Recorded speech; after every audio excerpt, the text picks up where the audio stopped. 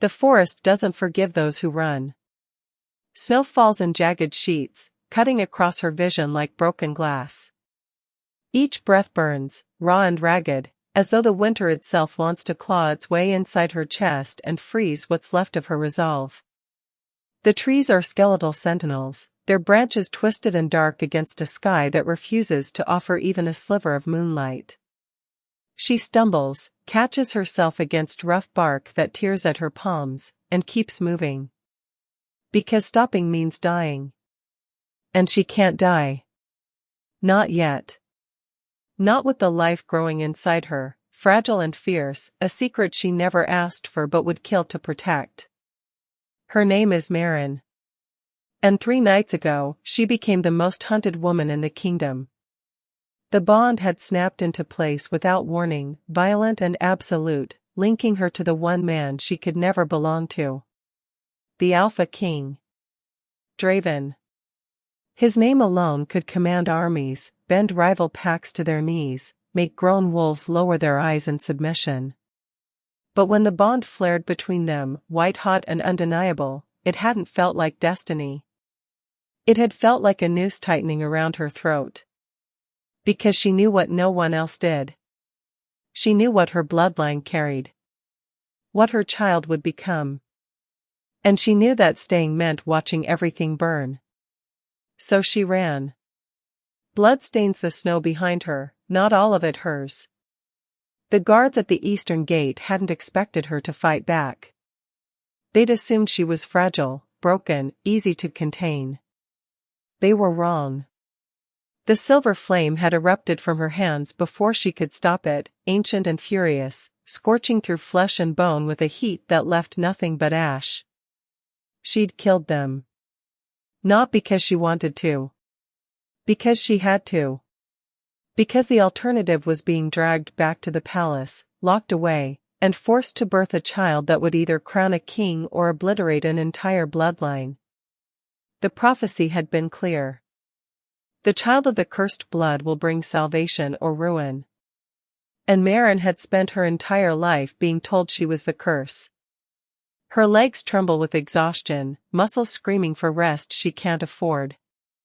The bitter wind howls through the trees, carrying with it the distant sound of howls. His wolves. His hunters. They're close now, closer than they were an hour ago. She can feel the pull of the bond even from here, a constant ache beneath her ribs, as though her body is betraying her with every heartbeat. It wants to return to him. To Draven. To the male whose scent still clings to her skin like smoke and cedarwood, whose voice had whispered her name in the darkness as though it were a prayer. But love isn't enough to save them.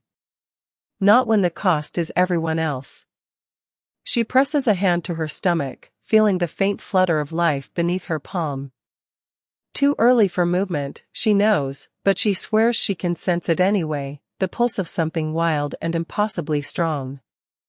Her child. His child. A truth that could shatter kingdoms if anyone discovered it. Because no one knows she's pregnant. Not even Draven.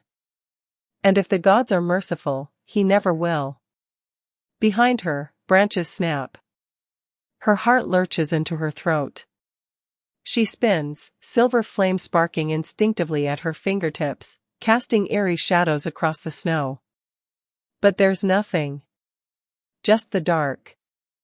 Just the cold. Just the weight of 1,000 eyes she can't see but knows are watching. The forest itself feels alive tonight, hostile and aware, as though it's judging her for the choices she's made. For the blood she's spilled. For the life she's carrying that was never supposed to exist. Foolish girl. The voice comes from everywhere and nowhere, a whisper carried on the wind, ancient and mocking. She freezes.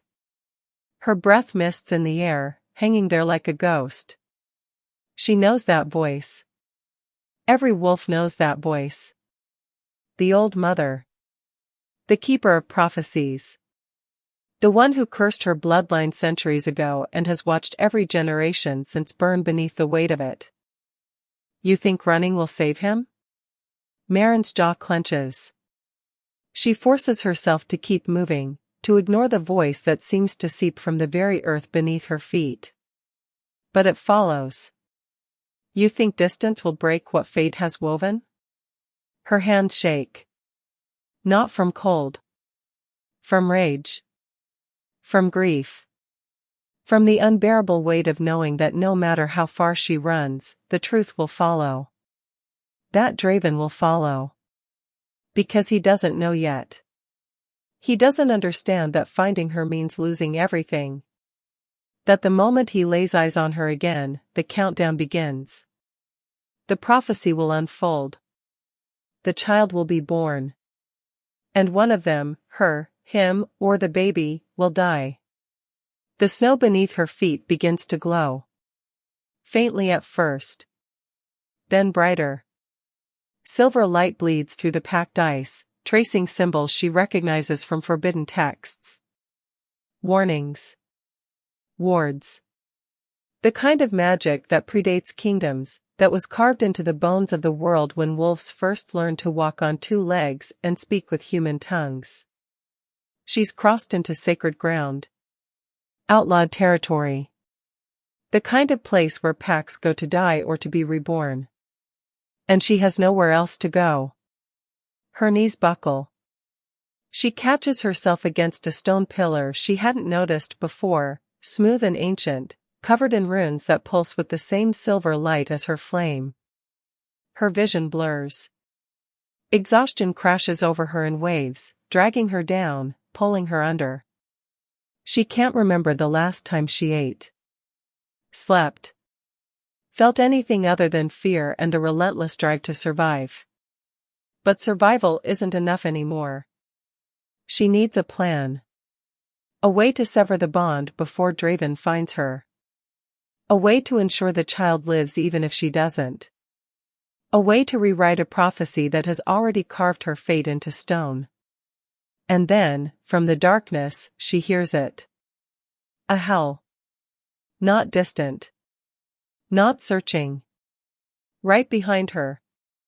She turns, heart hammering, silver flame roaring to life in both hands. And there, stepping through the trees with eyes like molten gold and a presence that makes the very air feel heavier, is a wolf. No. Not a wolf. A male. Tall. Broad. Scarred. His gaze locks onto hers with an intensity that steals the breath from her lungs. He's not one of Draven's. He's something worse. You're the one they're hunting, he says, voice low and rough, like gravel scraped across steel. The one who burned the Eastern Gate and fled with the Alpha King's secrets. Maren doesn't lower her hands. I didn't steal anything. His mouth curves into something that might be a smile if it weren't so cold. Then why does he want you dead? She doesn't answer. Because the truth is worse than any lie she could tell. Because admitting she's carrying Draven's child to a stranger would be signing both their death warrants. The male steps closer. The runes on the pillar behind her flare brighter, reacting to his presence. He notices. His eyes narrow. You're bleeding his power, he says quietly. Dangerously. The bond. It's fresh. Her pulse stutters. He knows. Who are you? She demands, voice steadier than she feels. He tilts his head, studying her the way a predator studies prey. Someone who can help you disappear. Or someone who can drag you back to him in chains. He pauses. Your choice. Maren's breath comes faster. Her mind races. Trust him or fight him. Run or stand. Live or die. But before she can answer, another howl splits the night. Closer. Louder. And this time, she knows exactly who it belongs to. Draven. The male's expression shifts. Something darker. Something resigned. Too late, he murmurs. He's here. And Maren realizes, with a cold certainty that settles deep in her bones, that running was never going to be enough. The Alpha King has found her. And before this night ends, one of them will bleed. If you're already hooked and you want to know what happens next, hit that subscribe button for Shayla's Romance Library, because we're just getting started, and trust me, you don't want to miss what comes after this. The stranger moves before she can. His hand clamps around her wrist, not rough, but firm enough to jolt her back to reality. The silver flame dies in her palm, snuffed out by the pressure of his grip and the sudden flood of his scent, pine and smoke and something darker, something that smells like blood spilled on holy ground. She tries to pull away, but he holds fast, his golden eyes locked on hers with an urgency that borders on desperation. "Listen to me," he says, voice low and urgent. "If you want to live through the next 5 minutes, you need to trust me. I don't even know you." "Good. That means you're smart." He releases her wrist but doesn't step back. "My name is Kieran. And I'm not here by accident."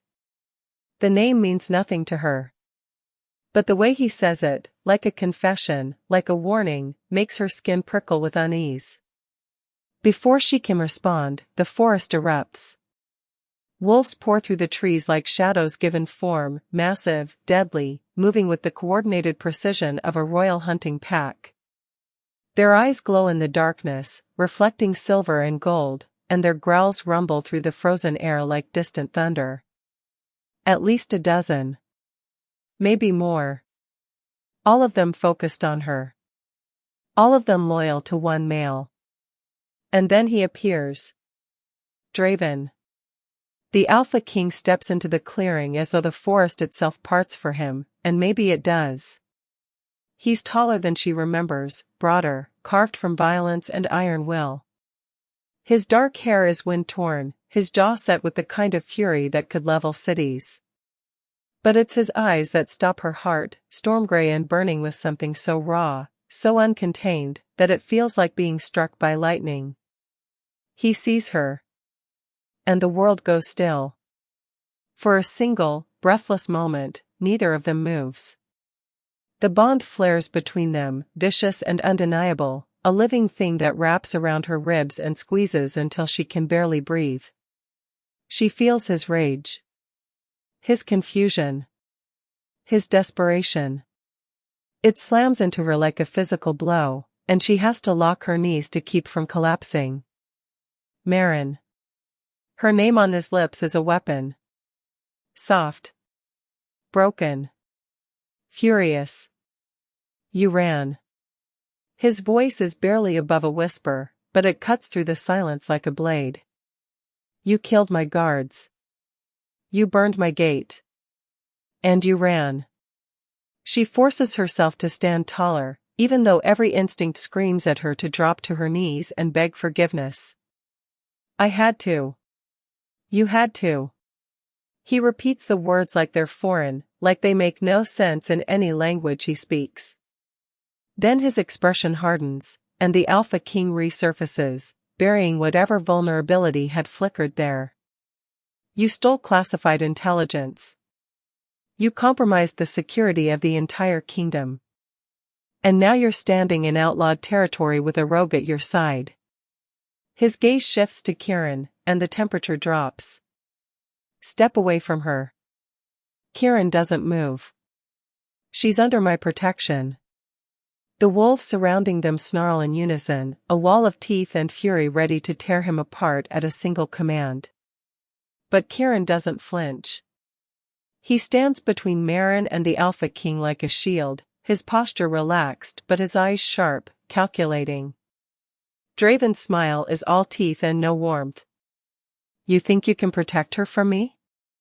I think you don't know what you're chasing. Something dangerous flickers in Draven's expression. Then enlighten me. Kieran tilts his head, considering. Then he speaks, and his words are careful, deliberate. She's not a traitor. She's a sacrifice. Maren's breath catches. No. He can't know. He shouldn't know. But Draven's reaction is immediate. His entire body goes rigid, and for a split second, the mask cracks. Confusion. Doubt. And beneath it all, something that looks almost like fear. What are you talking about? Kieran glances at Marin, and there's something in his gaze that feels like an apology.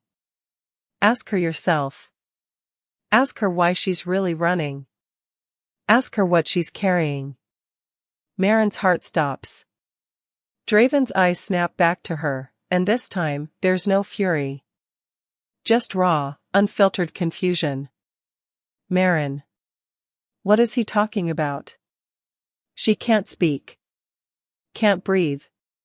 Can't do anything but stand there as the truth claws its way up her throat, desperate to spill out and destroy everything. But before she can answer, the ground beneath them shudders. The runes carved into the stone pillar flare brilliant white, and the air itself seems to scream. Every wolf in the clearing stumbles, disoriented, as the sacred magic of the outlawed territory reacts to something, someone, crossing its boundaries. The light grows brighter, hotter, until it's blinding, until Marin has to shield her eyes and Draven is shouting orders she can't hear over the roar of ancient power waking from centuries of sleep. And then, just as suddenly, it stops. The light dies. The forest goes silent. And standing at the edge of the clearing, illuminated by the faint glow of dying runes, is a figure cloaked in shadow. Female. Old. Her eyes are milky white, unseeing, but somehow Marin knows the woman is looking directly at her. The child of the flame has returned, the woman says, her voice layered with echoes, as though a dozen voices speak through her at once. The prophecy stirs. The blood remembers. Draven's wolves back away instinctively, ears flat, tails low. Even the Alpha King himself hesitates, his hand moving to the blade at his hip. Who are you? He demands. The woman smiles, and it's a terrible thing. I am the one who cursed her bloodline. The one who watched her ancestors burn. The one who will watch her burn, too. She lifts a gnarled hand, pointing directly at Marin. Unless she chooses to break the cycle. Marin's legs threaten to give out. I don't understand. You will. The old mother's gaze, blind but all-seeing, shifts to Draven. And so will he. When the child is born. When the fire consumes what he loves most. When the kingdom falls or rises on the choice she makes. Draven steps forward, fury blazing in his eyes. Enough riddles. Tell me what you mean. But the old mother is already fading, her form dissolving into mist and shadow. Her final words hang in the air like a curse. The child is not yours to keep, Alpha King. It never was. And then she's gone. The clearing erupts into chaos. Draven is shouting, demanding answers. His wolves are circling, restless and confused. And Kieran is pulling Marin backward, away from the pillar, away from the Alpha King, his grip iron-tight and unrelenting. We need to go, he hisses. Now. But Marin can't move. Can't think. Because Draven is staring at her now, and the look on his face is something she's never seen before. Realization. Horror. And beneath it all, a desperate, aching hope. Marin. His voice cracks. Are you pregnant? The question hangs between them like a blade. And she knows, in that moment, that there's no going back. No more running. No more lies. She meets his eyes, and the bond between them pulses with the weight of the truth she's about to speak. Yes. The word shatters him. She sees it happen in real time, the way his expression crumbles, the way his hands shake, the way he takes a step toward her as though drawn by something he can't control. And for the first time since the bond snapped into place, she sees him not as the Alpha King, but as the male who would burn the world to keep her safe, You're carrying my child, he says, and it's not a question. It's a vow. And you ran. I had to, she whispers. Draven, you don't understand. Then make me understand. But before she can answer, Kieran moves. He throws something into the air, a vial, small and glass, and it shatters against the ground between them. Smoke erupts, thick and choking, and suddenly Maren can't see, can't breathe, can't do anything but feel Kieran's arm around her waist as he drags her backward into the trees. Draven's roar tears through the night. Maren. But she's already gone. And as Kieran pulls her deeper into the forest, away from the Alpha King and the truth she can't escape, Maren realizes something terrible. Running was supposed to save them.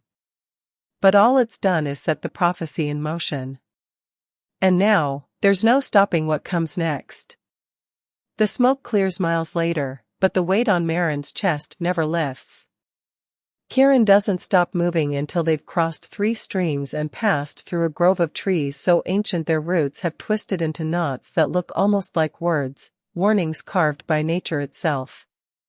When he finally releases her, she stumbles, catching herself against a moss-covered boulder. Her lungs burn.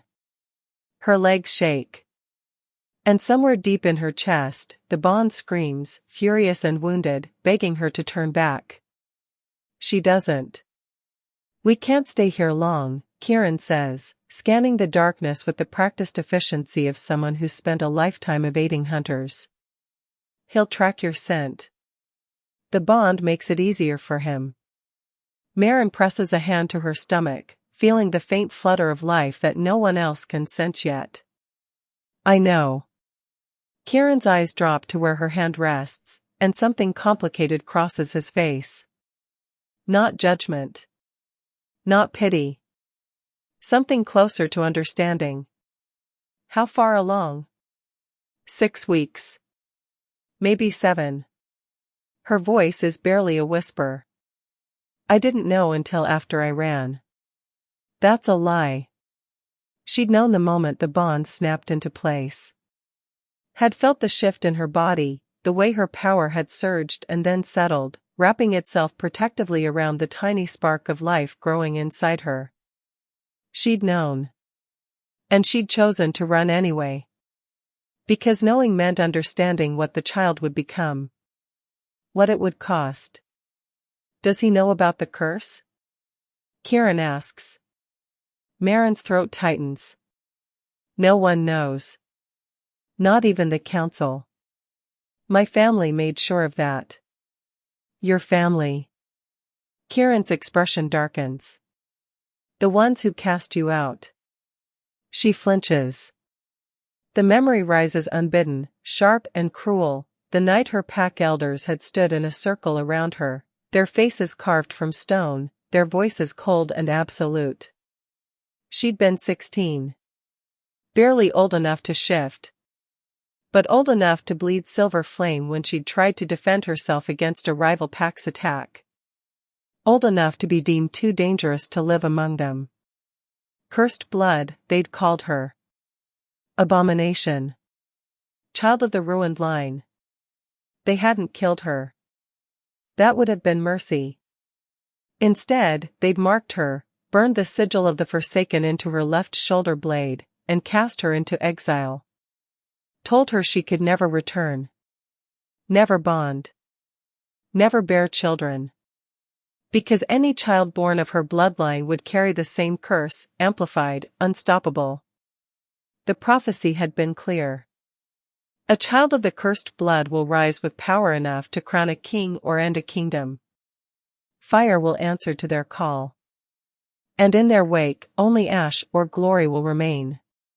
For years, she'd believed them. Had carved out a life on the fringes of society, moving from territory to territory, never staying long enough to form attachments. Never letting anyone close enough to see the scars on her back or the silver flame that flickered beneath her skin when her emotions ran too high. And then Draven had found her. Not the Alpha King. Not yet. Just Draven. A male traveling through neutral territory, investigating reports of rogue attacks near the border. She'd been hired as a tracker, anonymous, efficient, forgettable. But he'd noticed her anyway. Had watched her with those storm-gray eyes that seemed to see straight through every wall she'd built. And when the rogues had ambushed them, when she'd been forced to unleash her power to save his life, he hadn't recoiled in horror. He'd smiled. Finally, he'd said, as though he'd been waiting his entire life to meet someone like her. Someone who burns. The bond had snapped into place 3 months later. Violent. Undeniable. Absolute. And Maren had felt her entire world collapse. Because bonding with the Alpha King meant bearing his heir. And bearing his heir meant fulfilling the prophecy. And fulfilling the prophecy meant choosing between saving the kingdom or saving the child. There was no third option. There never had been. They were wrong about you, Kieran says quietly, pulling her back to the present. Your pack. They feared what they didn't understand. Maren shakes her head. They were right to fear me. I've killed, Kieran. Not just the guards at the gate. Before that. During the exile years. I burned people who got too close. Who discovered what I was. Her voice cracks. I'm exactly what they said I was. No, Kieran's tone is firm, unyielding. You're a survivor. There's a difference. She wants to believe him. Wants to believe that the blood on her hands doesn't define her, that the curse in her veins is just another burden to carry, not a death sentence for everyone she loves. But the truth is heavier than hope. The child will kill him, she whispers. Or I will. That's what the prophecy means. That's why I ran. Kieran is silent for a long moment. Then he crouches beside her, his golden eyes level with hers. There are older prophecies than the one your pack knows. Older magics. Older truths. What are you talking about? The curse on your bloodline wasn't random, Maren. It was deliberate. A punishment handed down by the Old Mother centuries ago when your ancestor refused to sacrifice her child to end a war. He pauses. She chose love over duty. And the gods cursed every daughter born after her to face the same impossible choice.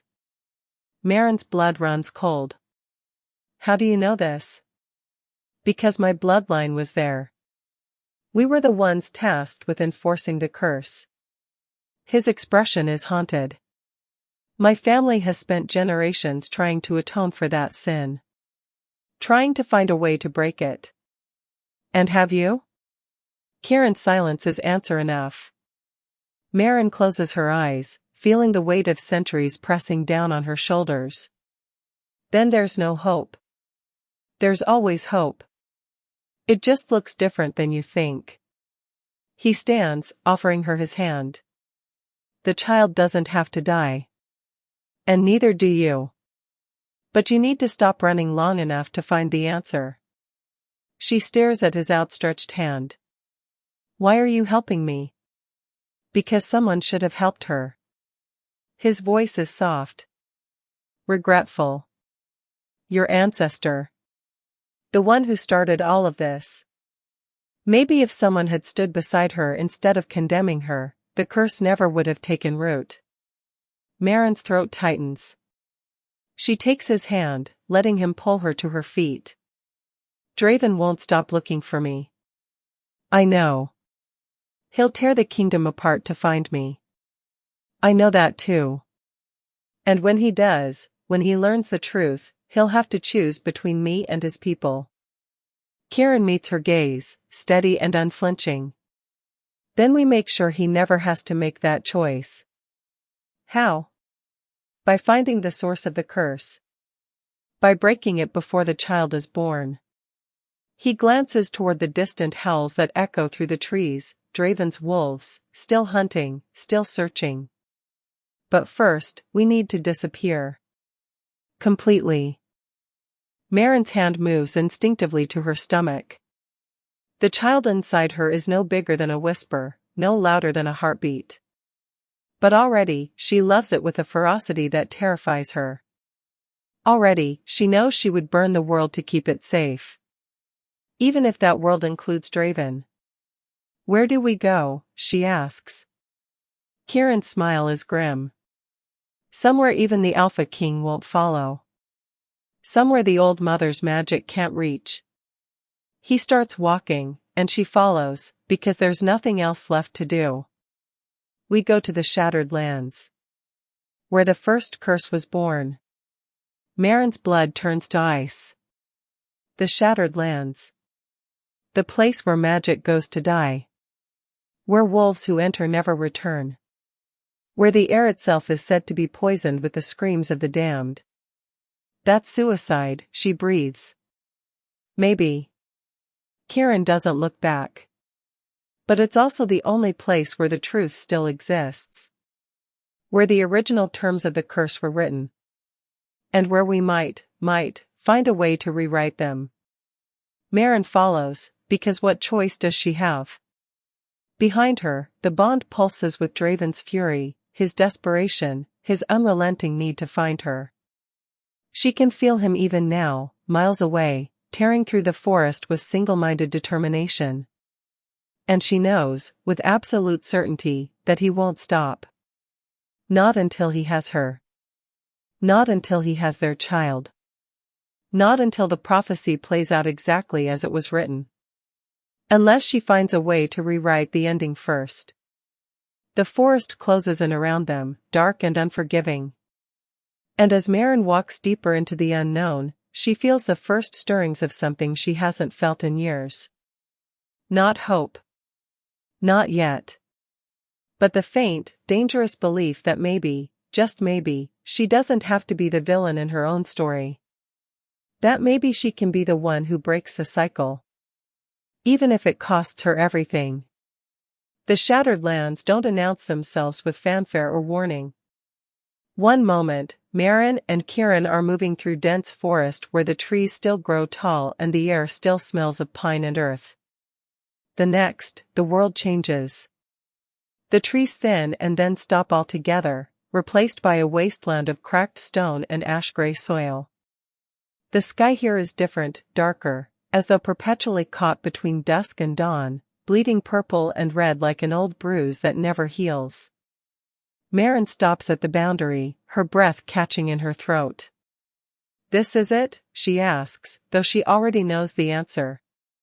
Can feel it in the way her skin prickles, in the way the silver flame beneath her flesh recoils as though trying to retreat deeper into her bones.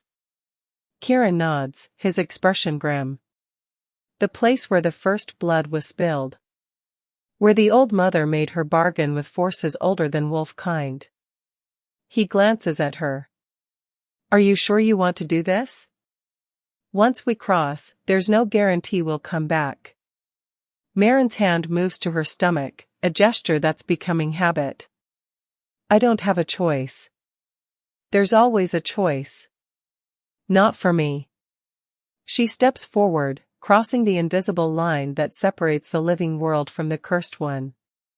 The moment her foot touches the ash-gray ground, pain lances through her skull, sharp and blinding. She gasps, stumbling, and Kieran catches her before she falls. Breathe, he says urgently. The land is testing you. Reading your bloodline. It knows what you are. The pain intensifies, spreading from her head down through her spine, into her chest, wrapping around her ribs like iron bands. And then, visions.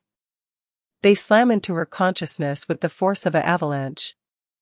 She sees a woman standing in a field of burning wheat, her belly swollen with child, her hands raised toward a sky that bleeds fire.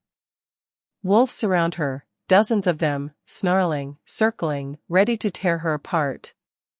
And standing at the front of the pack is a male with eyes like molten gold and a crown of bone and ash. You will give us the child, he commands. Or we will take it from your corpse. The woman's voice is steady, defiant. My child is not yours to claim. not yours to sacrifice. The war will consume us all if you refuse. One life to save thousands. That is the price. Then let the war come. The woman's hands ignite, silver flame, identical to Marin's, and the wheat around her explodes into an inferno. I will not trade my child's life for your peace. The male lunges. The woman screams. And the old mother appears between them, ancient and terrible, her blind eyes seeing everything. Foolish girl, the old mother hisses. You choose love over duty. Selfishness over sacrifice. Very well. I will grant you your wish.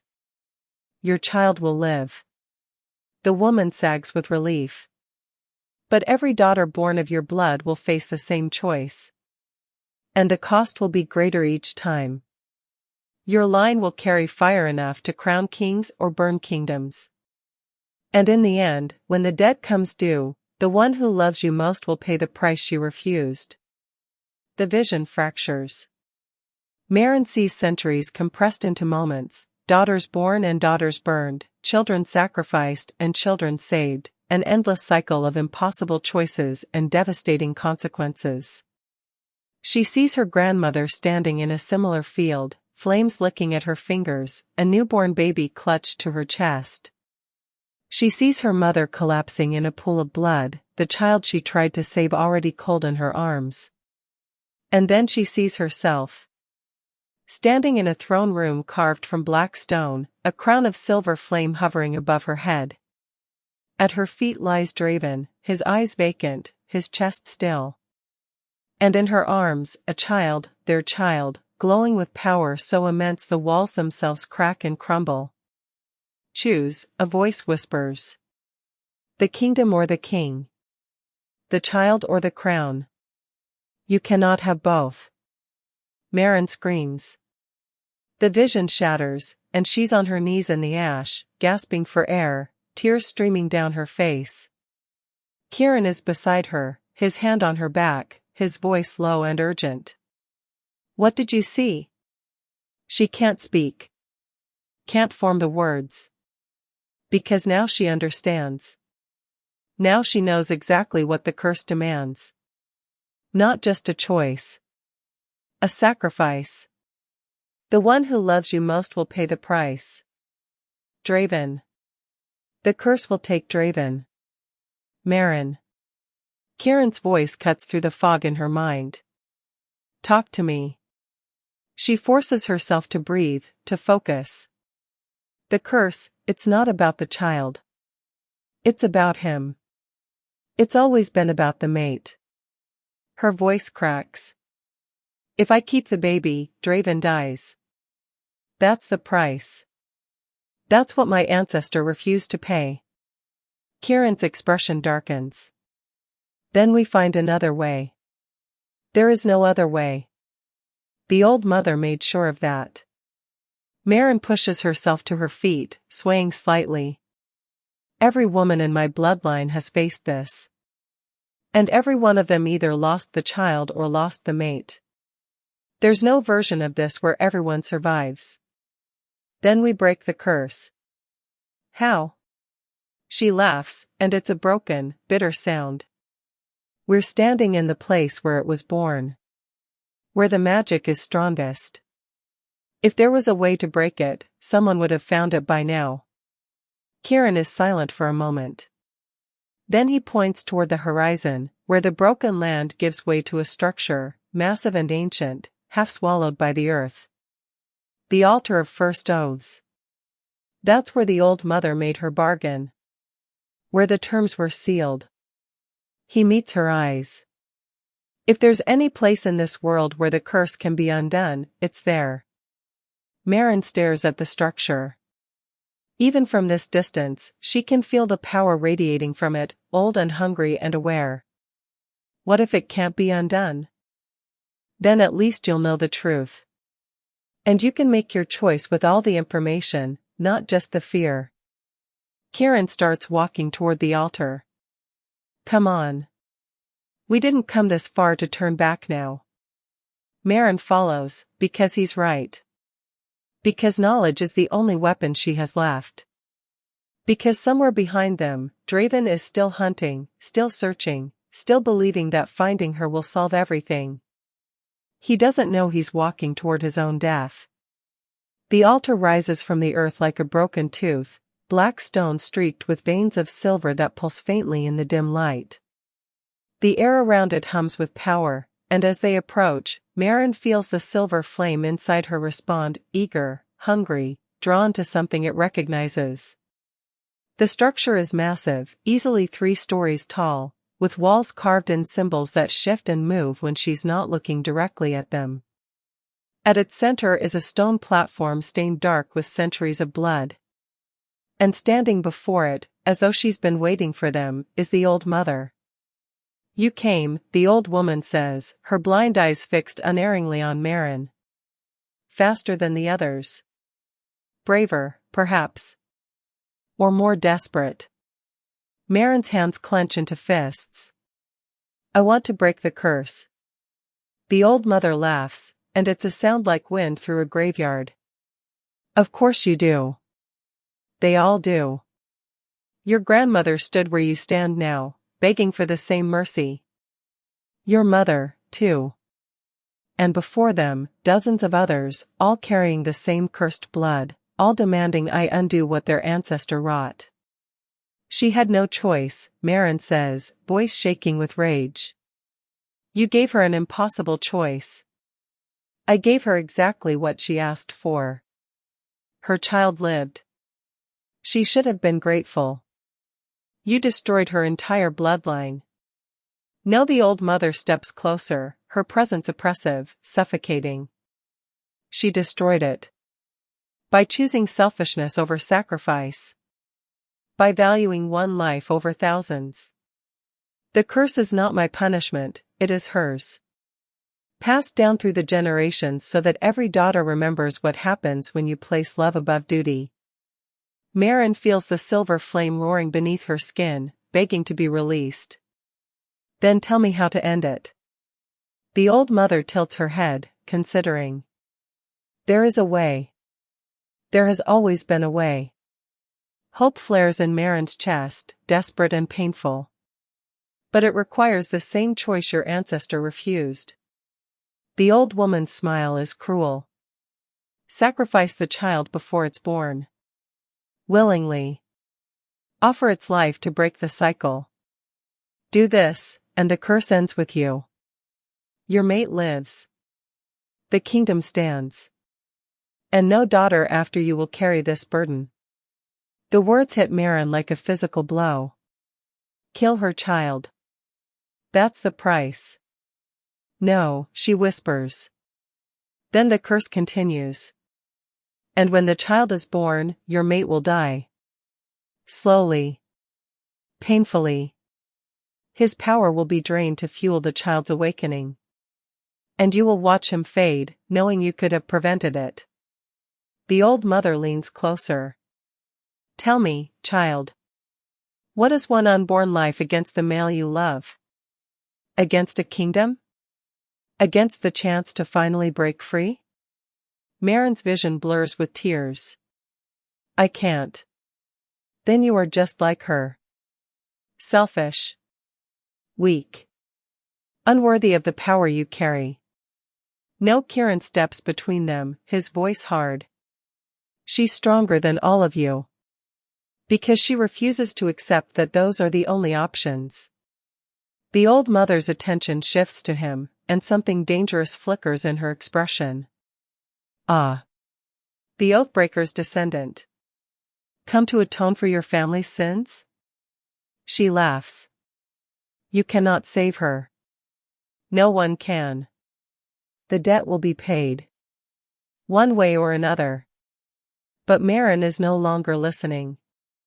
Because standing at the edge of the altar, his form half hidden in shadow, is Draven. And from the look on his face, he's heard everything. The air itself seems to freeze. Draven steps fully into the light, and Maren's heart shatters at the sight of him. He looks wrecked, clothes torn, face streaked with dirt and blood, eyes hollow with exhaustion and something far worse. Betrayal. The bond between them pulses with his anguish, raw and unfiltered, and she feels every ounce of his pain as though it were her own. How long? His voice is hoarse, scraped raw. How long have you known? Maren can't find words. Can't breathe past the lump in her throat. Answer me. The command in his voice makes every wolf instinct in her body want to submit, to drop to her knees and bare her throat. But she forces herself to stand tall. To meet his eyes. Since the beginning, she whispers. Since the bond snapped into place. Something breaks in his expression. You knew. You knew you were pregnant, and you ran. You let me believe you betrayed me. Let me hunt you across the kingdom like a criminal. His hands shake. Why? Because staying would have killed you. That's not your choice to make. It's the only choice I have. Maren's voice cracks, and the silver flame erupts from her hands, casting harsh shadows across the altar. Don't you understand? The curse doesn't just kill the child or the mother, it kills the mate. You. If I stay, if I have this baby, you die. That's the price. That's what the prophecy means. Draven stares at her as though she's speaking a language he doesn't understand.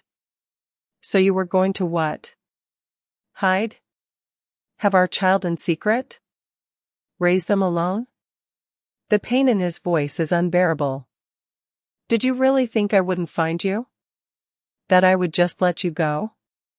I thought, her voice breaks. I thought if I could find a way to break the curse before the baby was born, you'd never have to know. That I could save both of you. By sacrificing yourself. It's not a question. Draven takes a step toward her, and as wolves, she hadn't noticed them before, emerge from the shadows, at least 20 of them, surrounding the altar in a loose circle. By carrying this burden alone and dying alone in some god's-forsaken wasteland. If that's what it takes. No, the word is absolute, final. I won't allow it. The old mother laughs, the sound grating and cruel. How touching. The Alpha King thinks he can defy prophecy with declarations of love. She turns to Draven, her blind eyes somehow seeing straight through him. You cannot save her, boy. The debt will be paid. The only question is who pays it. Draven's gaze doesn't leave Maren's face. Then I'll pay it. Take me instead of her. Instead of the child. No. Maren lunges forward, but Kieran catches her, holding her back. Draven, don't. The curse doesn't work that way, the old mother interrupts, her voice almost bored. The terms are set. The child's power must be fueled by the mate's life force. It's not a negotiation. It's a consequence. Then change the terms. The old woman's expression shifts, something almost like curiosity flickering across her face. Change them? You think it's that simple? I think every curse has a loophole. Every prophecy has a way out. Draven's voice is steady now, controlled, the Alpha King emerging through the grief. You said the original debt was about sacrifice. About choosing duty over love. Fine. I choose duty. I choose the kingdom. I choose to give my life so they both survive. Draven, no, Maren struggling against Kieran's grip, silver flame flickering wildly. You can't do this. Watch me. But before anyone can move, the ground beneath them begins to tremble. The symbols carved into the altar flare bright, and the air fills with a sound like thunder rolling through mountains. The old mother's expression shifts from curiosity to something closer to alarm. She raises her hands, muttering words in a language older than pack law, older than kingdoms. Someone else is coming, Kieran says, his voice tight. Someone powerful. The trembling intensifies, and then the earth at the far edge of the altar cracks open. Wolves pour through, not Dravens, not any pack Maren recognizes. These are larger, wilder, their eyes glowing red instead of gold or silver. And leading them is a female unlike any Maren has ever seen. She's tall, wrapped in leather armor that looks like it's been forged from shadow itself. Her hair is white as bone, her skin marked with scars that form patterns, runes, Maren realizes. Ancient magic carved directly into flesh. And her eyes, gods, her eyes are the same milky white as the old mother's, but burning with an inner fire that makes the air around her shimmer.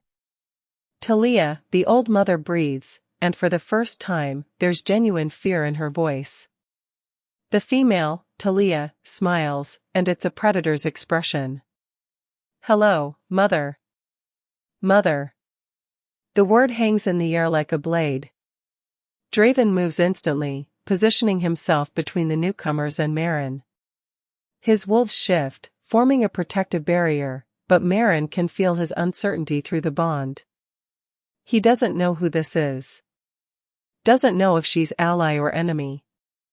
Talia's gaze sweeps across the altar, taking in the scene with calculated precision. When her eyes land on Maren, they linger, and something like recognition flickers there. So, she says slowly. Another daughter of the cursed line.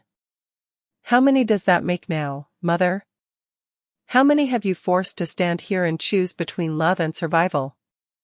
This is not your concern, the old mother snaps. Leave. Now. I don't think so. Talia walks forward, her wolves moving with her, and the air itself seems to part in her wake. See, I've spent the last century searching for a way to undo what you did to my sister. And I think I've finally found it. Maren's breath catches. Your sister? Talia's expression softens, just slightly. The first one. The woman who refused to sacrifice her child and started this whole nightmare. She turns back to the old mother. My sister. Your daughter. The one you cursed because she dared to defy you. The revelation crashes through the altar like a shockwave. The old mother's daughter. The original cursed woman was her own child. You're lying, the old mother hisses. Am I? Talia's smile is sharp. Tell them, mother. Tell them why you really cursed the bloodline. It wasn't about duty or sacrifice. It was about control. About punishing your daughter for choosing a mate you didn't approve of. For choosing love over your ambitions. The old mother's hands curl into claws. Silence. Now Talia's voice rises, powerful and unwavering. I've been silent for centuries. Watching you torture generation after generation of my sister's descendants. Forcing them to make impossible choices. Feeding on their anguish. She turns to Maren. But it ends now. Because I know what she didn't tell you. Maren's heart pounds. What? The curse can be broken. Not by sacrifice. Not by death. Talia steps closer, her eyes burning with intensity. But by completing the bond. By fully accepting the mate tie instead of running from it. By allowing the child to be born with both parents alive and united. That's impossible, the old mother snarls. The prophecy. The prophecy is a lie. Talia's voice echoes across the wasteland. You wrote it to ensure no daughter in my sister's line would ever trust their mate enough to bond completely. Because if they did, the curse would have no power. The child would be born with balanced magic, not destructive, not consuming. Just powerful. Maren feels dizzy. You're saying if Draven and I complete the bond, the curse breaks. The child lives. You both live. Talia's expression hardens. But you have to trust him. Completely. No more running. No more secrets. The bond has to be absolute. She's lying, the old mother says, but her voice wavers. Don't listen to her. She's trying to trick you into destroying yourselves. Maren looks at Draven. Through the bond, she can feel everything, his confusion, his desperate hope, his unwavering determination to protect her no matter the cost. And beneath it all, something she's been too afraid to acknowledge. Love. Raw, absolute, unshakable love. If we're wrong, she starts. Then we die together, Draven finishes. He extends his hand toward her. But I'd rather die fighting for us than live knowing I let you face this alone. The old mother screams, a sound of pure rage, and the altar erupts with dark magic. Shadows coil around them like serpents, and the wolves, both Draven's and Talia's, howl in unified challenge. You will not defy me, the old mother shrieks. I will not allow. Talia moves faster than thought. Silver flame, identical to Maren's, explodes from her hands, slamming into the old mother and driving her back. Run, she shouts to Maren and Draven. Get out of the shattered lands. Complete the bond before she recovers. It's the only way. Draven doesn't hesitate. He grabs Maren's hand, and together they run. Behind them, the altar collapses in a cascade of stone and fire. Talia's voice rises in an ancient chant, holding the old mother at bay. The wolves clash, violence erupting as two packs collide in a battle that shakes the very earth. But Maren and Draven don't look back. They run toward the boundary, toward the living world, toward the possibility that maybe, just maybe, they can rewrite an ending that's been written for centuries. The bond between them pulses with every step, growing stronger, brighter, pulling them together with a force that feels like destiny finally aligning. And in Maren's womb, the child stirs, sensing the shift, the change, the hope that's taken root where only fear had lived before. Stop. Section 5, complete. Awaiting your command to continue. #6, deepening connection, trust me or leave.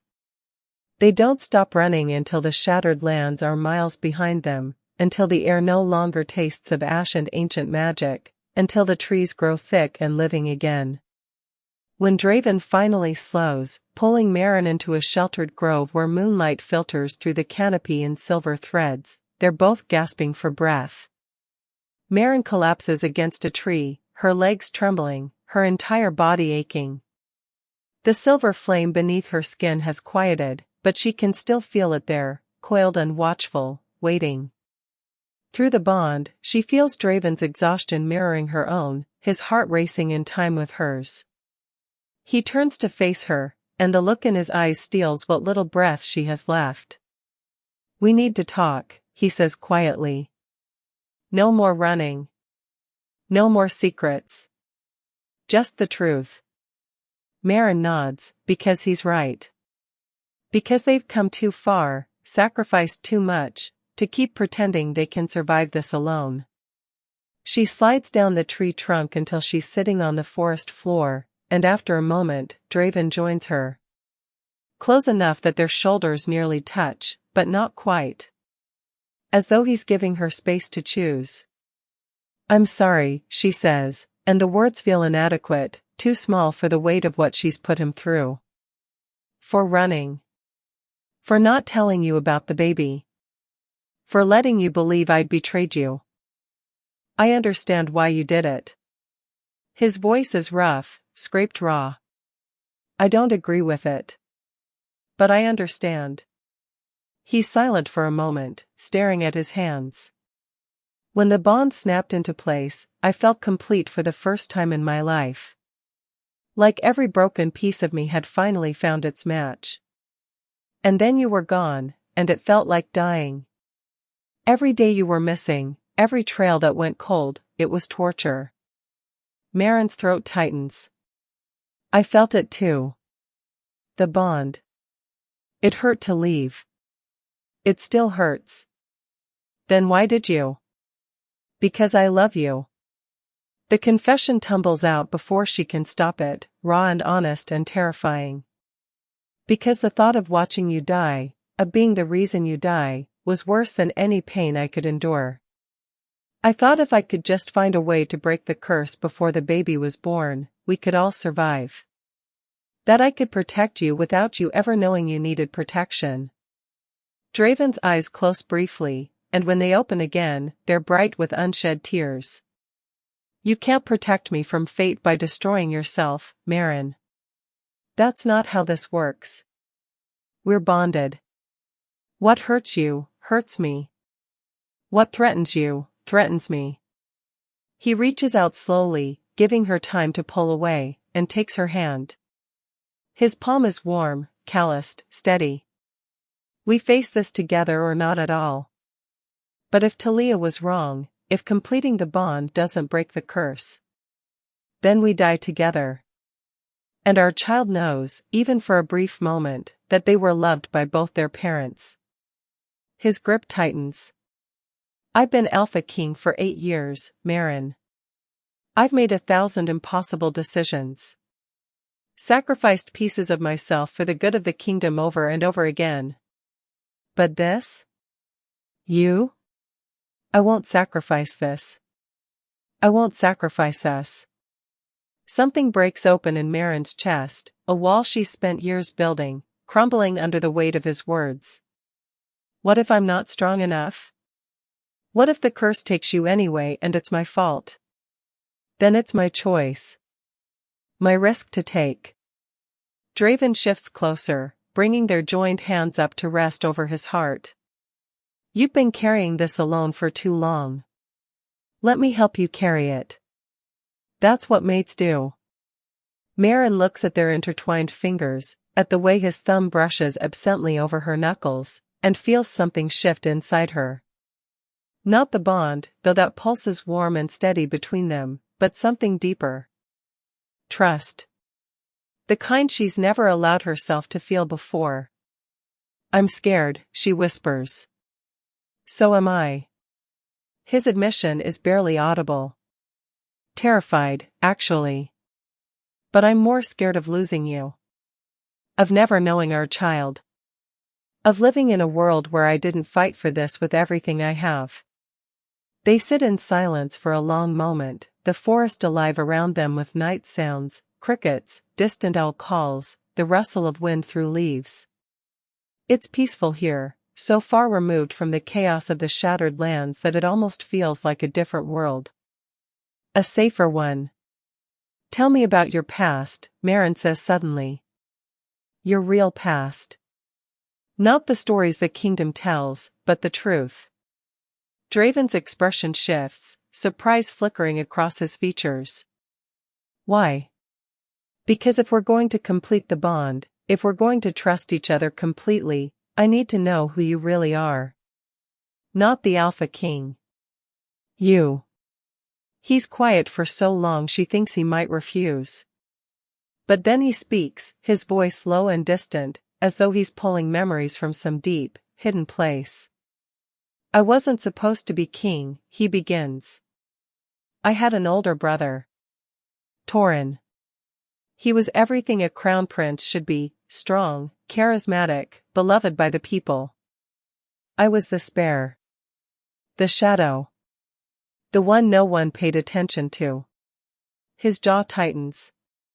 When I was 17, there was an attack. Rogues, we thought.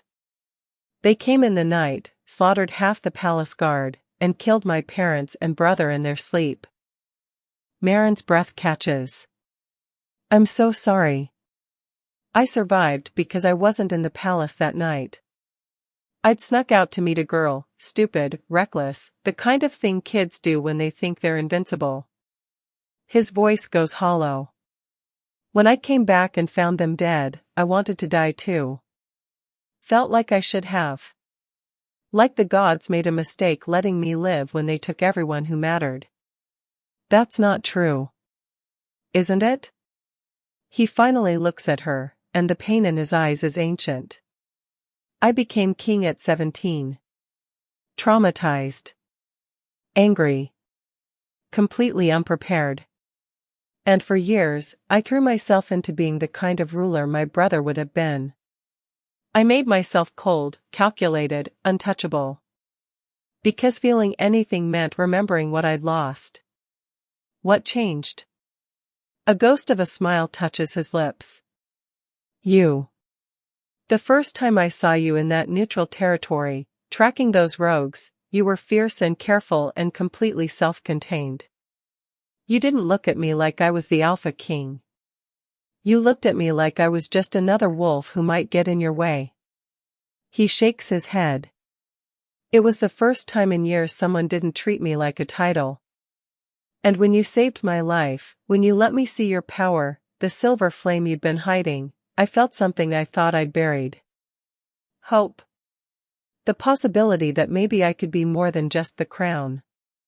Marin's vision blurs with tears. I almost ran that night. When you smiled at me after I burned those rogues. I could feel something shifting between us, and it terrified me. Why didn't you? Because you looked at me like I was something worth knowing. Not something to fear. She swipes at her eyes, frustrated with the emotion threatening to overwhelm her. No one had looked at me like that since my pack cast me out. Draven brings their joined hands to his lips, pressing a kiss to her knuckles. I see you, Marin. All of you. The power, the fear, the strength you don't think you have. And I'm not afraid. Not of your flame. Not of your curse. Not of anything except losing you. The bond flares between them, hot and bright and alive. Marin feels it pulling her toward him, feels the undeniable rightness of their connection. But beneath it, there's still fear. Still doubt. What if I hurt you? She asks. Not intentionally, but, my power isn't always controllable. When I get emotional, when I'm scared, it just erupts. What if I? Then I'll be burned. Draven's voice is steady, certain. And I'll heal. And we'll figure it out together.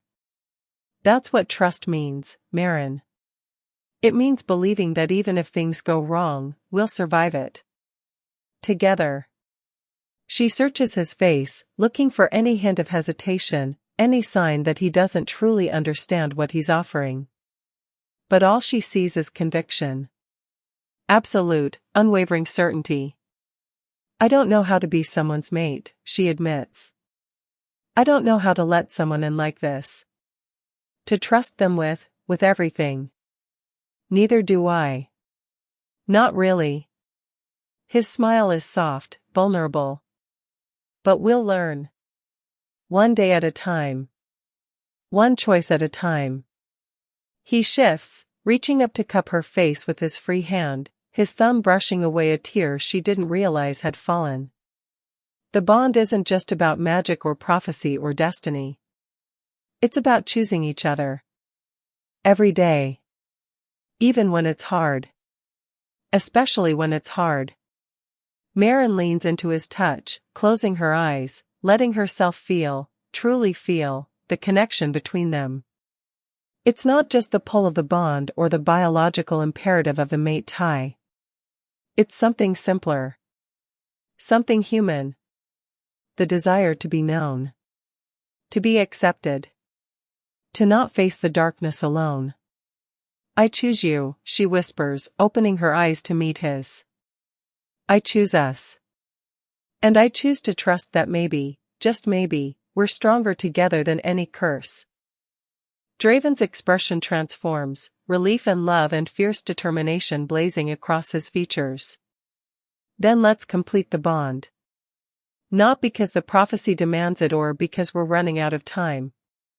But because I want you. All of you. For however long we have. Here? Now? Why not? He glances around the moonlit grove, and there's something almost playful in his expression despite everything. It's private. It's peaceful.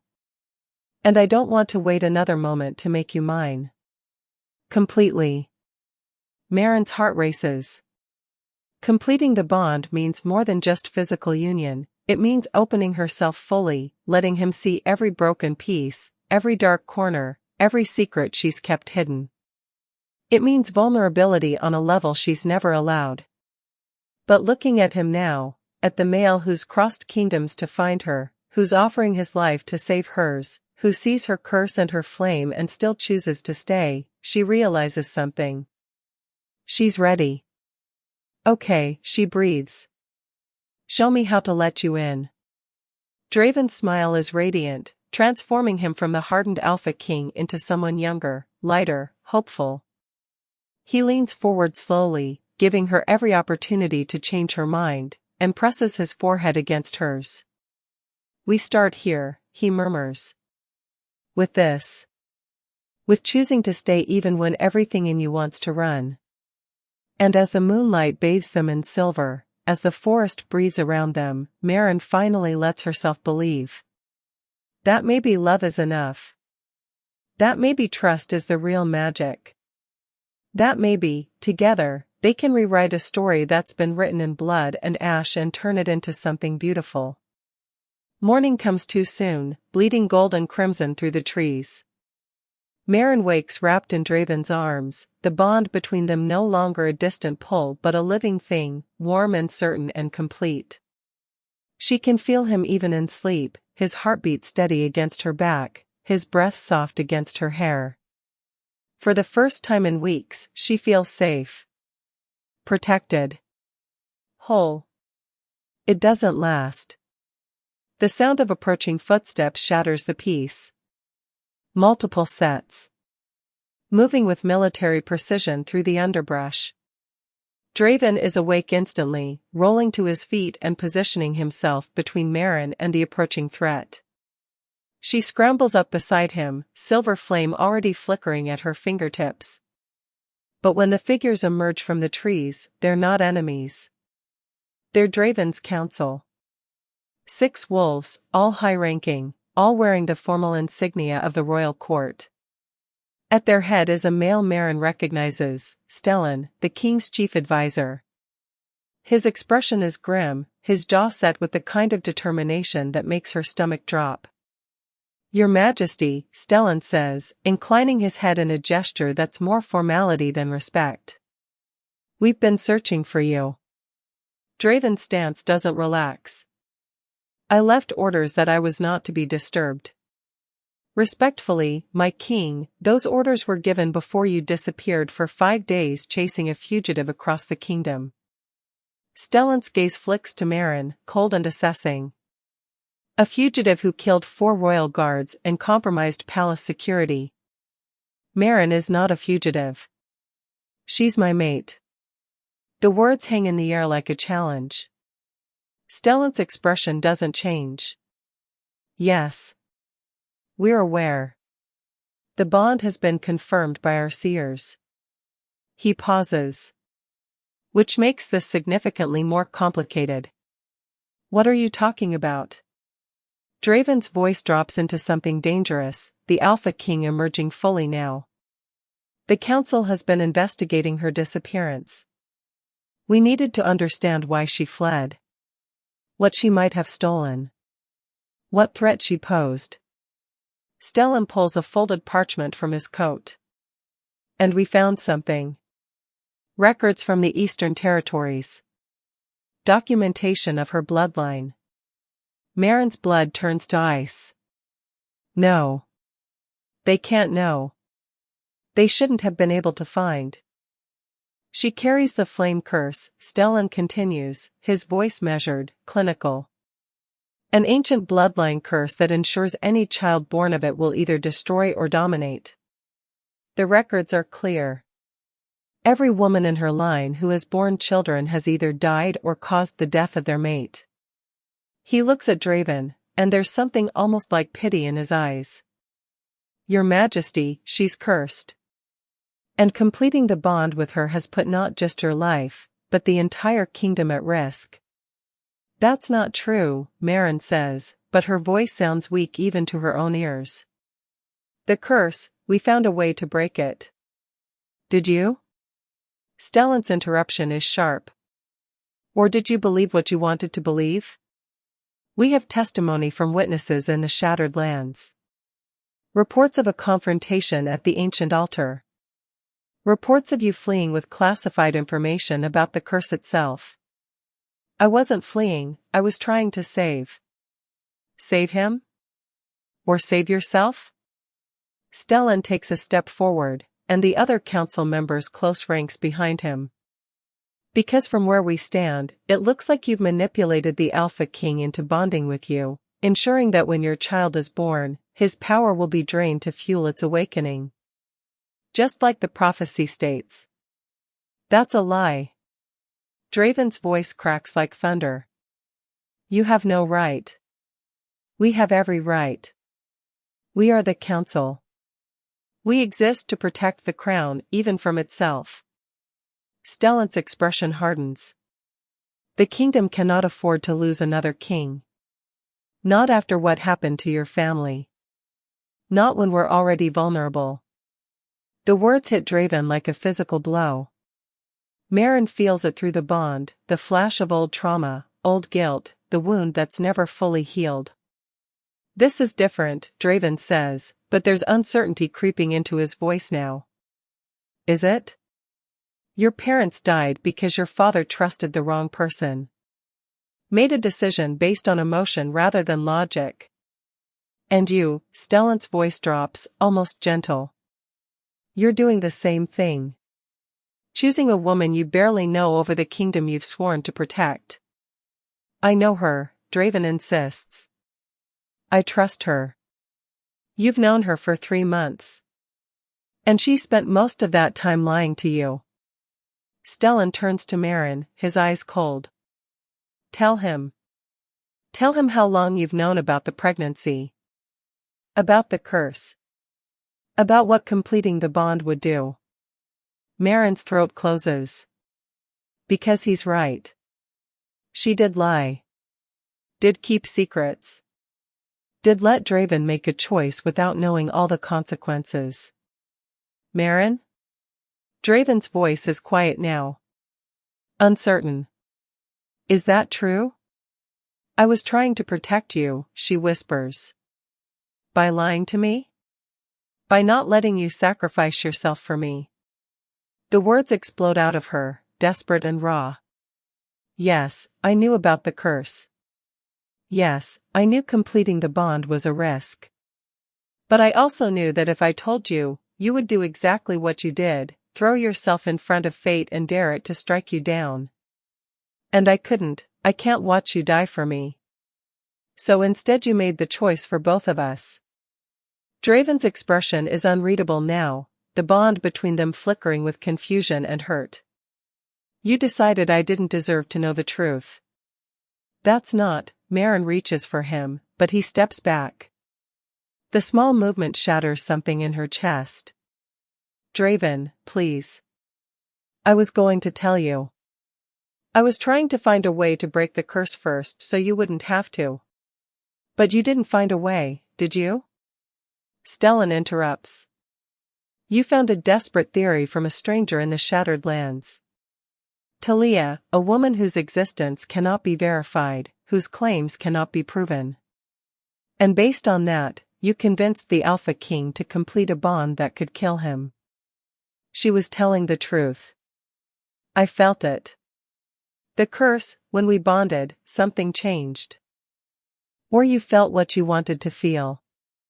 Stellan's voice is relentless now, each word a hammer blow. Hope is a powerful drug, girl. It makes us see patterns where there are none. Believe in miracles when all the evidence points to tragedy. Meryn looks at Draven, searching his face for any sign that he still believes in her. Still trusts her. But all she sees is doubt. Raw, bleeding doubt that the bond amplifies until she can barely breathe. Your Majesty, one of the other council members speaks up, a female with silver-streaked hair and sharp eyes. We've consulted with every seer in the kingdom. They all say the same thing. If the child is born, you will die. The prophecy is absolute. There are no loopholes. No exceptions. Then what would you have me do? Draven's voice is hollow. Kill my own child? Sever the bond with my mate? We would have you choose the kingdom, Stellan says quietly. As your father did. As every king before you has done when faced with an impossible choice. Personal happiness cannot come before the survival of thousands. The words echo through the grove, heavy with history and expectation. And Maren watches as Draven's shoulders straighten, as the vulnerability from last night is buried beneath layers of duty and responsibility. She's losing him. Can feel him pulling away through the bond, building walls between them even as his heart breaks. There has to be another way, Draven says, but he sounds like he's trying to convince himself. There isn't. Stellan steps closer, his voice almost kind now. I'm sorry, my king. But the council has already made its decision. For the safety of the kingdom, she must be taken into custody. The pregnancy must be terminated before it advances further. It's the only way to ensure your survival. Maren's world tilts. Terminated. They want to kill her baby. No, the word rips from her throat as silver flame explodes from her hands, brighter and fiercer than she's ever summoned. You will not touch my child. The council members fall back, hands reaching for weapons. But it's Draven's reaction that destroys her. He doesn't move. Doesn't defend her. Just stands there, frozen, torn between duty and love, between kingdom and mate. Draven. Her voice breaks on his name. Please. Don't let them do this. He looks at her, and the anguish in his eyes is unbearable. I don't know what to believe anymore, Maren. You lied to me. About the pregnancy. About the curse. About the risks. How do I know this? He gestures at the flame still flickering around her. Isn't just another manipulation? Another way to control me? The accusation hits harder than any physical blow. You think I would do that? Use our child to manipulate you? I don't know what you would do. His voice cracks. Because I don't actually know you. Not really. I know what you've shown me. What you've let me see. But every time I think I understand, there's another secret. Another lie. Another revelation that changes everything. Tears stream down Maren's face. I was trying to save you. You were trying to save yourself the pain of making an impossible choice. So you made it for both of us. Draven turns to Stellan, and the movement feels like a death sentence. Take her into custody. Gently. She's not to be harmed.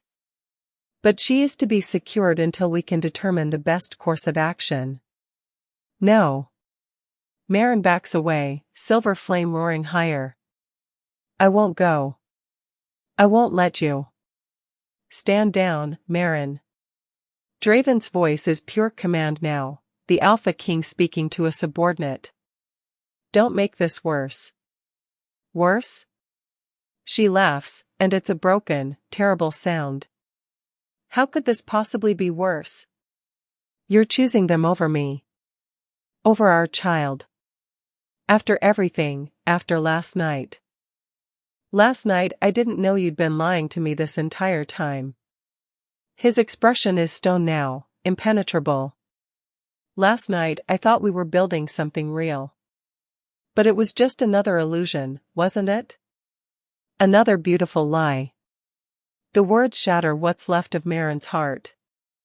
The council members move forward, circling her with the practiced efficiency of trained soldiers. She could fight them. Could burn them all to ash. But looking at Draven, at the male who was supposed to be her salvation, who's now condemning her to death, she realizes something terrible. Fighting won't save her. Nothing will. Because the real betrayal isn't from the council or the kingdom. It's from the male she trusted with everything. So she does the only thing left to do. She runs. Silver flame erupts in a blinding wave, giving her precious seconds as the council members stumble back. She doesn't look at Draven as she turns and flees into the forest. Doesn't let herself feel the bond screaming in protest as she puts distance between them. Doesn't let herself think about what happens next. She just runs. Because survival is all she has left. And this time, she knows with absolute certainty. No one is coming to save her. 3 days. That's how long Maren survives alone in the wilderness, moving from shadow to shadow, staying one step ahead of the hunting parties she can feel tracking her through the bond. 3 days of hunger and exhaustion and the constant, gnawing ache of betrayal. 3 days of feeling Draven's confusion and regret pulsing through their connection, emotions he can't hide, can't bury, no matter how much he tries. But she doesn't go back. Because going back means death. For her. For the child growing stronger inside her with each passing hour. She can feel it now, the baby's power awakening, responding to her distress, her fear, her rage. Silver flame flickers beneath her skin constantly, hot and restless, demanding release. And with it comes something else. Visions. Fragments of memories that aren't hers. Her ancestor standing in the burning wheat field, defiant even as death closed in. Her grandmother collapsing in a pool of blood, whispering apologies to a child who would never hear them. Her mother's final moments, choosing to let the curse take her rather than sacrifice the daughter she'd carried for 9 months. Every woman in her bloodline, making the same impossible choice. Love or survival. The child or the world. And every single one of them choosing wrong. Maren stumbles through another stream, the icy water shocking her back to the present. She's close now, she can feel it. The pull that's been guiding her for the past day, growing stronger with each mile. Not the bond with Draven. Something older. Something that hums in her blood like recognition. The sacred grove. She emerges from the trees into a clearing she's never seen before but somehow knows. Ancient stones form a circle here, weathered and moss-covered, carved with symbols that glow faintly in the twilight. At the center stands an altar, not the broken, corrupted one from the shattered lands, but something pure. Original. Untouched by the old mother's poison. And standing before it, waiting, is Talia. You came, the white-haired female says, her blind eyes somehow tracking Maren's approach perfectly. Good. We don't have much time. Maren's legs finally give out. She collapses at the edge of the stone circle, every muscle screaming, her power flickering weakly. How did you know I'd come here? Because this is where it began. The first blessing, before it became a curse. The original bond between flame and wolf. Talia moves closer, her expression unreadable. Your ancestor stood where you're standing now. Made her choice here. And the old mother twisted that choice into centuries of suffering. Then it's over. Maren's voice is hollow. I failed. Draven doesn't trust me. The council wants to kill my baby. And I'm out of options. Are you? Talia tilts her head. You still have your power. Your child still lives. And the bond, despite everything, still connects you to him. The bond doesn't matter if he's chosen duty over me. Hasn't he? Talia crouches beside her, and there's something ancient in her gaze. Or has he chosen fear? The same fear that's driven every decision you've made since the moment you discovered you were pregnant. Maren flinches. I'm not afraid. You're terrified. Of your power. Of the curse. Of being the reason someone you love suffers. Talia's voice softens. But fear doesn't break curses, child. Only truth does. Only the willingness to stand in your full power and refuse to apologize for it. My power kills people. Your power protects. Destroys when necessary. Burns away what's rotten so new things can grow. Talia stands, extending her hand. The curse convinced you that your flame is a weapon. But it was always meant to be a gift. The ability to forge new paths. To burn down old systems that no longer serve. To choose creation over destruction. Marin stares at the offered hand. What are you asking me to do? Stop running. Stop hiding. Stop trying to make yourself smaller so others feel safer. Talia's expression hardens. They're coming for you, Marin. Right now. Draven and his council. They've tracked you here. And in less than an hour, they'll arrive with chains and seers and enough magic to suppress your power completely. Marin's heart pounds. Then I need to run. No, Talia's voice cracks like thunder. You need to stand. You need to show him, what you really are. Not the broken, apologetic girl they expect. But the woman who carries fire in her veins and refuses to be sacrificed for anyone's comfort. If I fight them, people will die. If you don't fight, you will die. Your child will die. And the curse will continue for another generation. Talia pulls Marin to her feet with surprising strength. The prophecy was never about destruction, girl. It was about choice. About a woman powerful enough to reshape the world, choosing to use that power to protect rather than dominate. But you can't protect anyone if you're dead. The words sink in, heavy and undeniable. Marin closes her eyes, reaching deep inside herself where the silver flame lives. For years, she's kept it locked away, controlled, contained. Afraid of what it might do if she ever let it burn freely. But now, with her child's life on the line, with everything she's fought for crumbling around her, she lets go. The flame erupts. Not wild or destructive, but deliberate. Controlled. It pours through her veins like molten light, filling every cell, every breath, until she's glowing from within.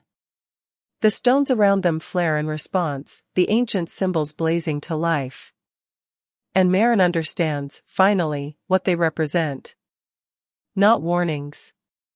Blessings. Protection for the woman who would stand at the center and choose herself. That's it, Talia breathes, stepping back.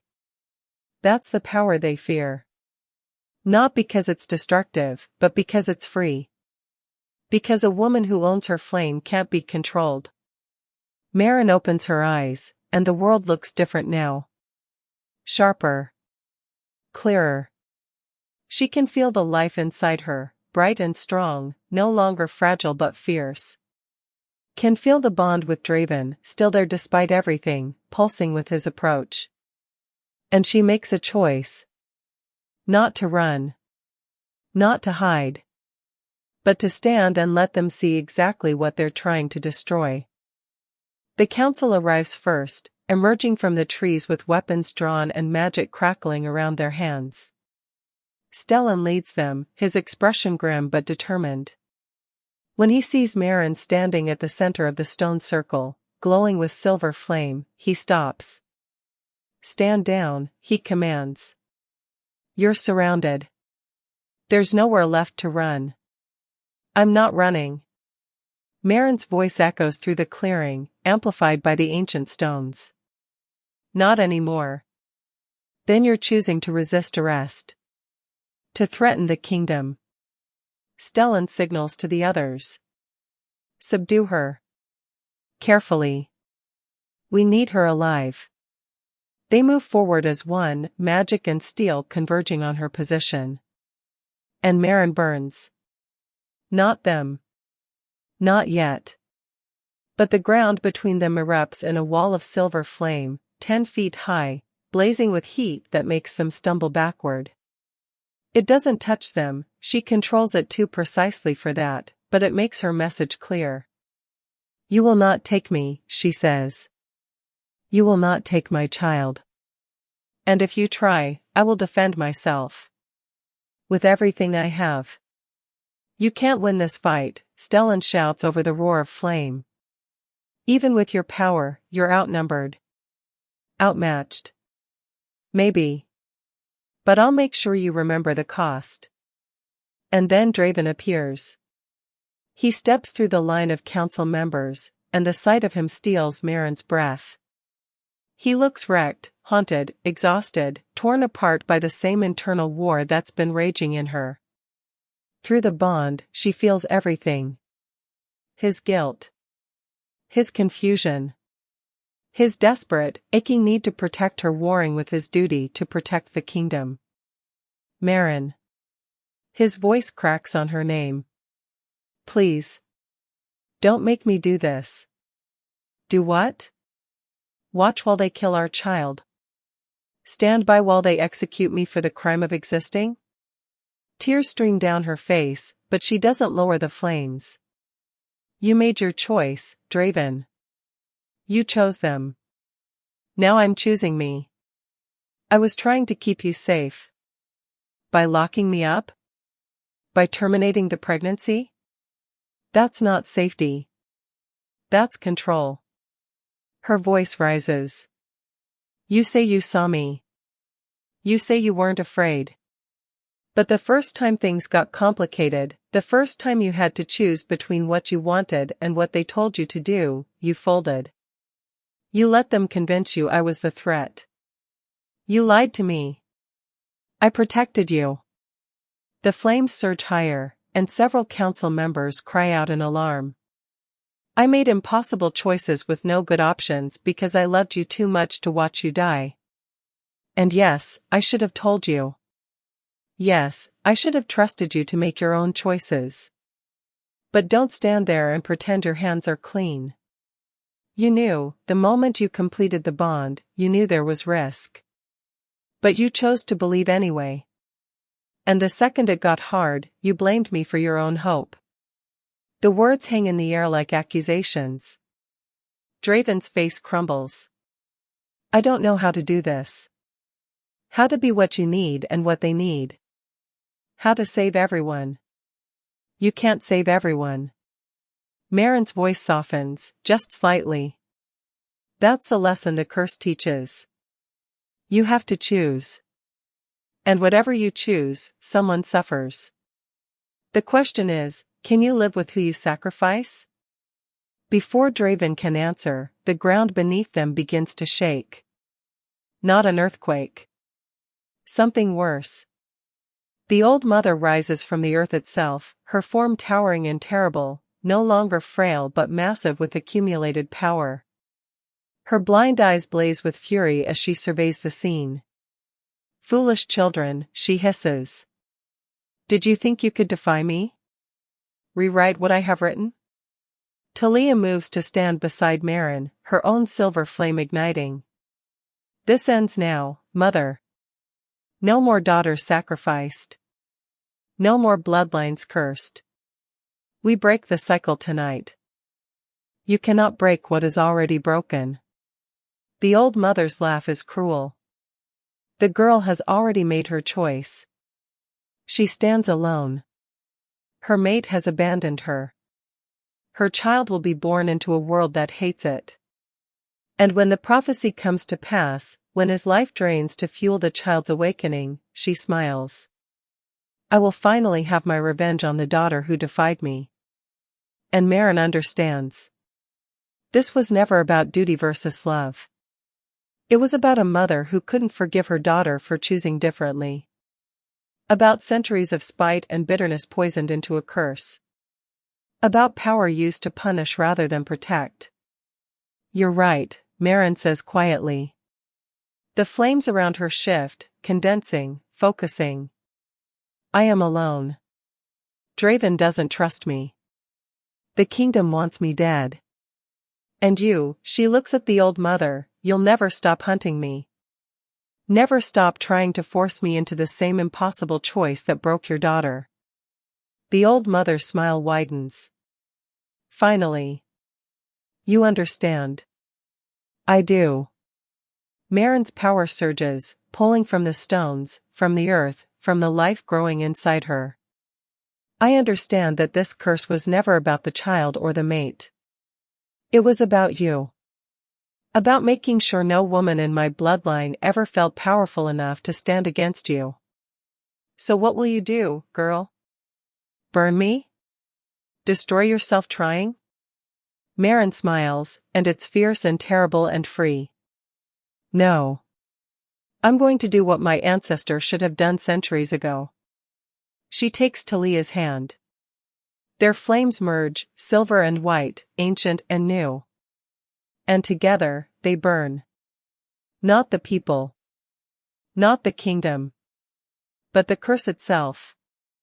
The flame that rises from Marin and Talia isn't destruction. It's truth. Silver-white fire erupts from the stone circle, spiraling upward into the sky like a pillar of light. And within that light, everyone sees. Not visions. Not prophecies. But memories. Real, unfiltered moments pulled from the bloodline itself. They see the first woman, the old mother's daughter, standing before her people, pregnant and defiant, refusing to sacrifice her child to end a war that wasn't hers to win. They see the male she loved, not demanding her obedience, but standing beside her, ready to face whatever came. They see the old mother's rage when her daughter chose love over power, over control, over the kingdom the old mother had spent decades building. And they see the curse being born. Not as punishment for a crime, but as revenge for disobedience. A mother who couldn't control her daughter, so she cursed every daughter after her. Ensured they would all face the same impossible choice. Suffer the same anguish. Learn the same lesson, that love was weakness, that choosing your heart over duty was unforgivable. Draven staggers backward, his hand pressed to his chest as the truth slams into him through the bond. He sees what Marin has carried. The weight of centuries of women who chose love and died for it. Who chose duty and died anyway. Who were never given a real choice at all, only the illusion of one. The council members fall to their knees, overwhelmed by the force of the revelation. And the old mother screams. No. You cannot, this is not. It's over, mother. Talia's voice rings out, clear and absolute. The curse dies here. Tonight. With the truth you tried so hard to bury. The silver-white flame condenses, pulling inward, focusing on the one thing that sustained the curse for centuries, the old mother's rage, her bitterness, her inability to forgive. The fire doesn't burn her. It unmakes her. Slowly. Deliberately. Stripping away layers of accumulated power until what's left is just a woman. Old. Tired. Broken by her own choices. You were supposed to suffer, the old mother whispers, her voice no longer terrible, just hollow. Like I suffered. Like she made me suffer by choosing him over everything I'd built. No. Marin steps forward, still glowing, still powerful, but her voice is gentle now. She chose herself. She chose to believe love didn't have to cost everything. And you punished her for it. Punished all of us for it. Because you couldn't imagine a world where a woman's power and a woman's heart could coexist.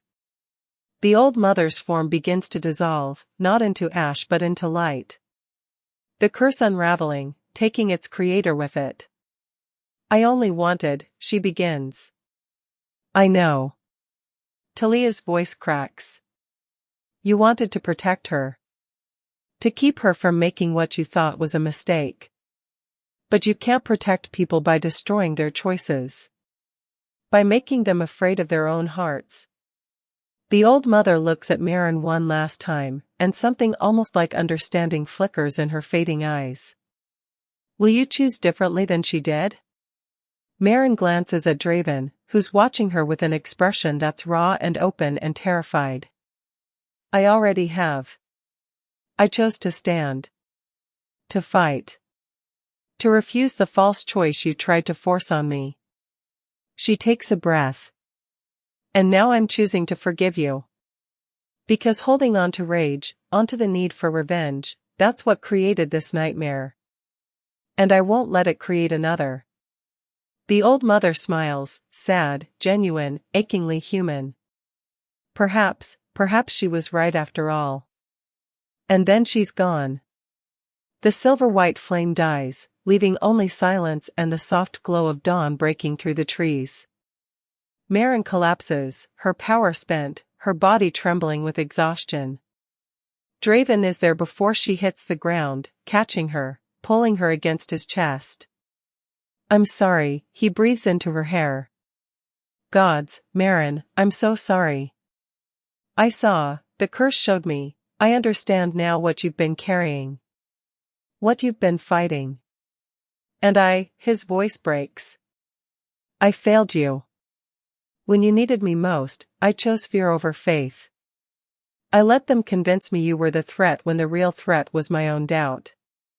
Maren's hands fist in his shirt, holding on like he's the only solid thing in a world that won't stop spinning. I should have told you. Should have trusted you enough to. No. You did what you had to do to survive. And he pulls back just enough to look at her, and his eyes are bright with unshed tears. I should have fought harder. Should have told the council to go to hell and stood beside you no matter what they threatened. But I was so scared of losing you, of losing everything, that I became exactly what the curse wanted. Talia's voice is soft, but it cuts through the moment. She's standing at the edge of the circle now, looking more tired than Maren has ever seen her. The curse fed on fear. On doubt. On the belief that love and power couldn't coexist. But you broke it. Both of you. By choosing, even imperfectly, even through all the mistakes, to keep choosing each other. Stellan steps forward, his expression shaken. Your Majesty, the Council, we were wrong. The visions, the truth the curse showed us, he swallows hard. We allowed fear to guide us. Allowed tradition and prophecy to blind us to what was right in front of us. A woman trying to protect the people she loved. A king willing to sacrifice everything for his mate. He drops to one knee. We failed you both. And we beg your forgiveness. The other council members follow suit, kneeling in the dawn light. Draven looks at them, then at Maren. It's not my forgiveness you need. All eyes turn to Maren. She's still weak, still trembling, still processing everything that's happened. But looking at these wolves, these people who wanted to kill her child, who called her a threat, who nearly destroyed everything, she feels something unexpected. Not rage. Pity. Because they were victims of the curse too. Trapped in old patterns, old fears, unable to imagine a different way forward. The curse is broken, she says quietly. That means we all get to choose differently now.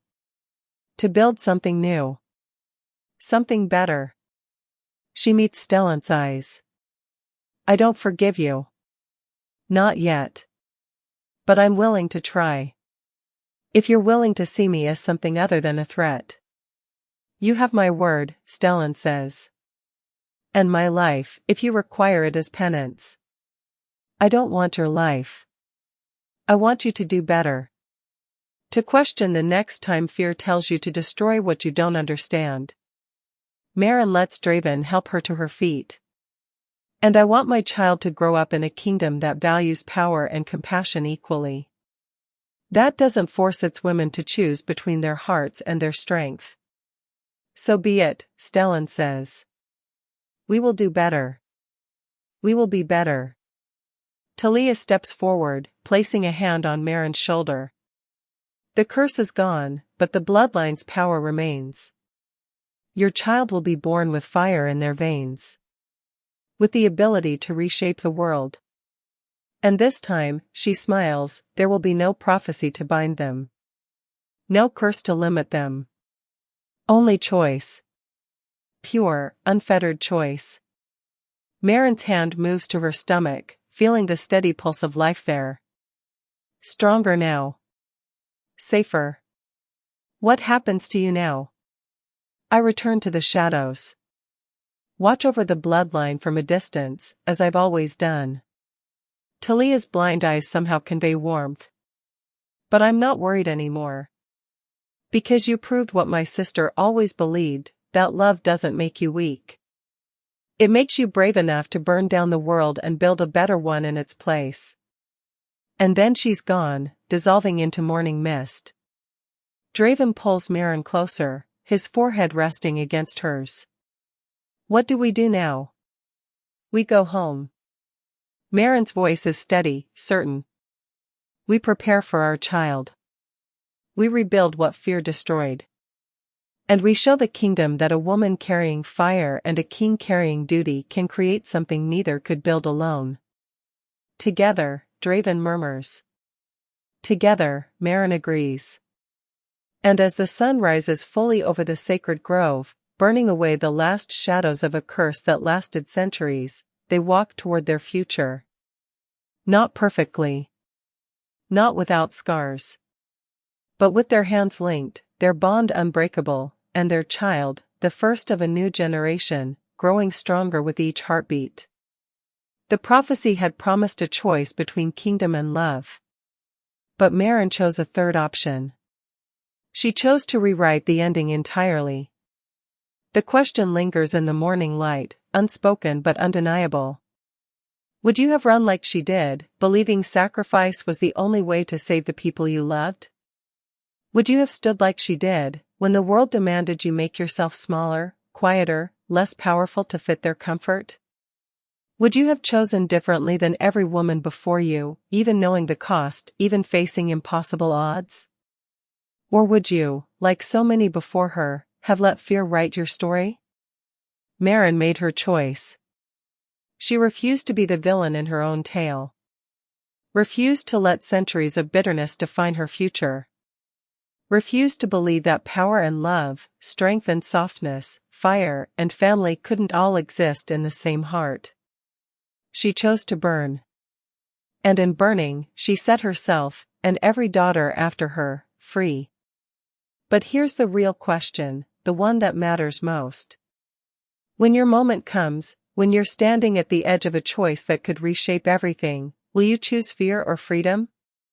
Will you run, or will you stand and let the world see your flame? Because Marin's story isn't just about werewolves and curses and ancient magic. It's about every woman who's ever been told her power is too much. Her love too dangerous. Her choices too selfish. It's about refusing to accept that you can only have one or the other, never both, never all, never everything you deserve. It's about choosing yourself even when the world demands your sacrifice. And if that story lit something inside you, if you felt Marin's fear and her fury and her fierce, unbreakable hope, then you need to hear what comes next.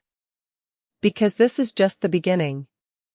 Subscribe to Shayla's Romance Library. Because here, we tell tales that burn. Stories about women who refuse to be tamed, men who love them anyway, and the fire that happens when two powerful souls collide. Hit that subscribe button. Join us. And let's burn together.